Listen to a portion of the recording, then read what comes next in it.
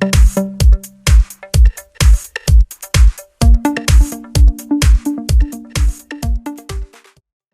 I have Samsung Galaxy A5 2017 and let me show you how to optimize this device.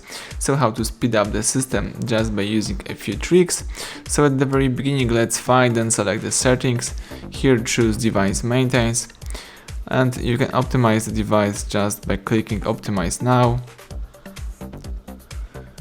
As you can see here, we've got the results of optimization. Alright, let me now go back.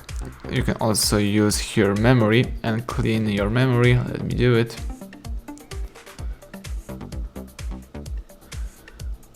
The memory has been cleared, and that's it. Right now your device should work faster.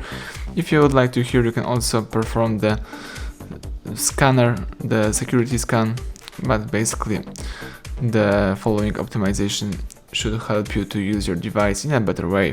So thank you for watching. Please subscribe our channel, leave thumbs up under the video.